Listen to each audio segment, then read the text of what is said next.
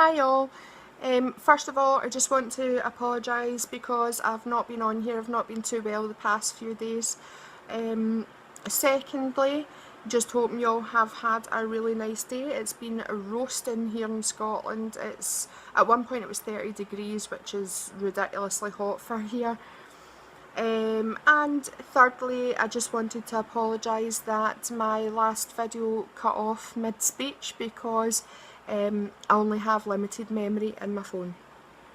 So, let's get back onto topic. I left off where the surgeon had said that the best case scenario would be that he could salvage excuse me, the band from the bottom of the stomach area and the transverse colon, and move it back to the top of the stomach and restitch it into place. I was then told that the worst case scenario would be that he would need to provide a new band, remove the old one and put the new band in place. So basically just like a refitting of what I had. So I told him that under no circumstances did I want to go without the band. That was one of my stipulations. He said that was fine, no problem, and we said we would book up for the surgery. Now, he had said I had to be in as soon as possible. He'd also said ideally tomorrow, right? He had almost like a sense of urgency about him. At that point, he should perhaps have told me how severe things were, but he didn't. Anyway, he just said, you know, we need you in as soon as. Now, it comes to fruition as I tell you this story. This second surgery was life-saving surgery for me. We had to come up with £12,000 to have this surgery done, okay? I should explain to you that if you have a private procedure, be it the gastric band, implants, things like that, on occasion you have issues if you have to use an NHS hospital. The reason for that is they don't like to, you know, tamper with either medications you're on that have been prescribed by your private consultant, or they don't want to risk doing any damage to the work that's been done by the private consultant, things like that. So this is why I had went so long. I had been going to NHS hospitals and they weren't able to do much to help me at all, bar provide with the IV saline and painkillers and antiemetics, which are anti-sick drugs. They stop you from vomiting. So yeah, so we had to come up with the £12,000 for this operation, and without my mum and dad that just wouldn't have been possible, and I can't thank them enough for that. A lot of people's parents wouldn't do that or wouldn't be able to do that, and my mum and dad have done without so much to make sure that I was okay and, you know, I could get things that I needed. So anyway, got in for the surgery. It was in a private hospital in Glasgow, which I won't mention the name of for obvious reasons. It was set up the same as the initial hospital. You have your own private room, your own nurse, things like that.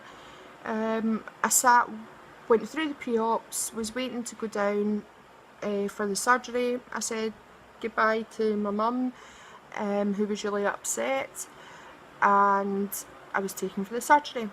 Now, the surgery was only supposed to last an hour and a half to 2 hours. 8 hours later, the professor showed up at my private room door where my mum was waiting on me. He was still in his scrubs, which were stained with blood. He hadn't even taken the time to change out of the scrubs, but that's not a bad thing, because the reason he didn't change was he literally left me and went straight to my mum to tell her that he wasn't sure if I was going to make it out of recovery.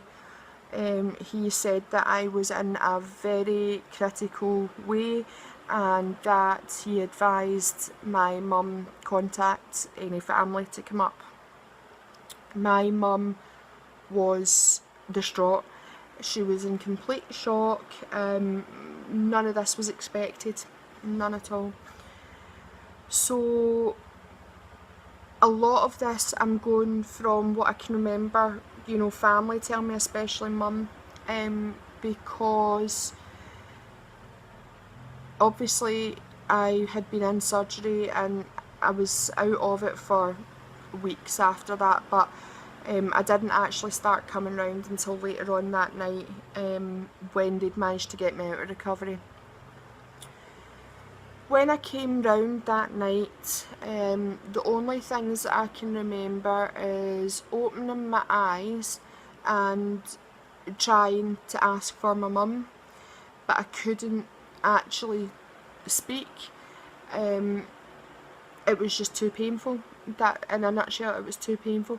If I thought that the pain I had experienced with the first operation was excruciating, then the pain from this operation was just unbearable, to the point of, I think it was the next day when I was slightly more compos mentis, my mum gave me a pen so as I could try and write because it was too sore to speak, and I was in so much pain and feeling so unwell that I actually wrote down on a pad to my mum that I just wanted to die.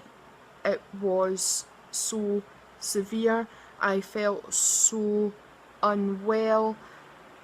I would have thanked whoever's there if I just went at that time, because honestly I can't even articulate what that felt like.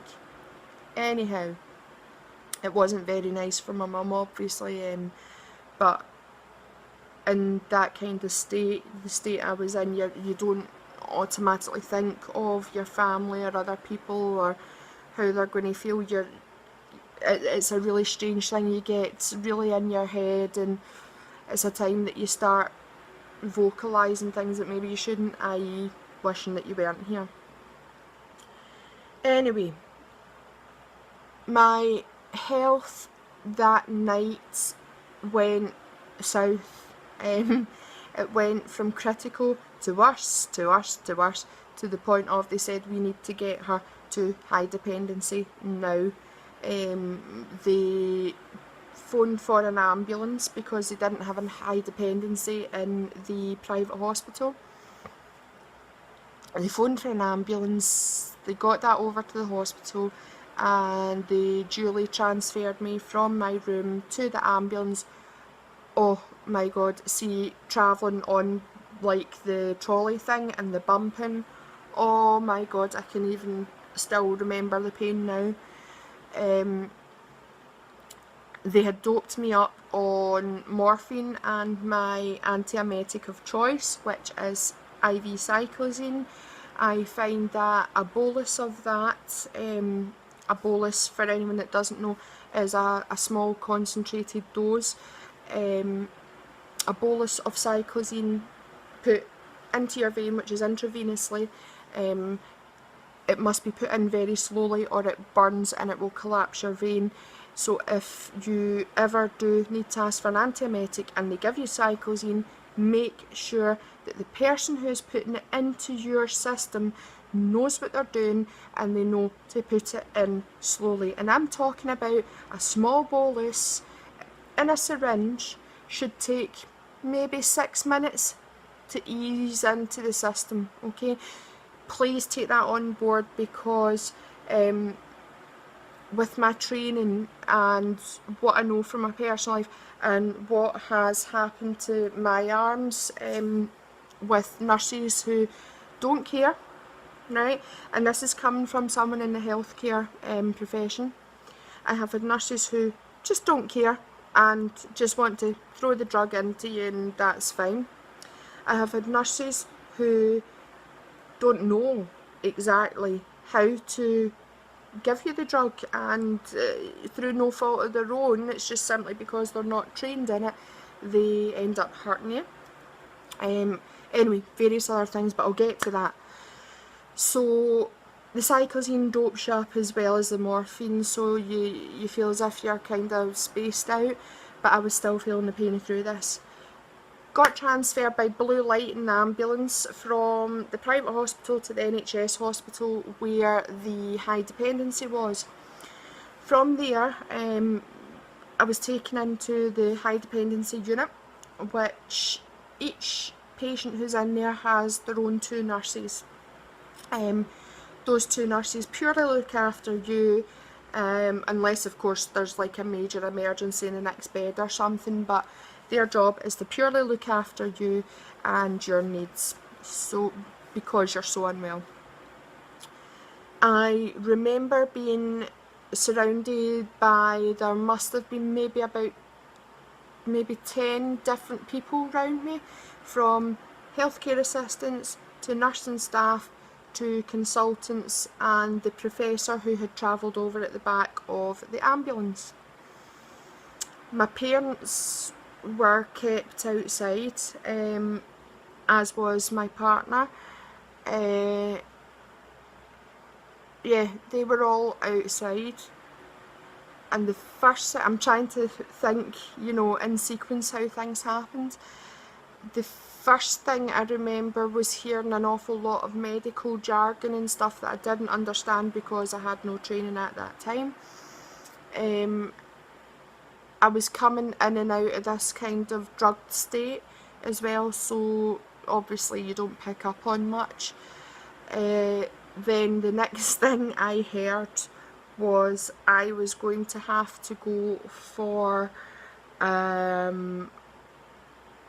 it was an endoscopy, which was the camera down the throat.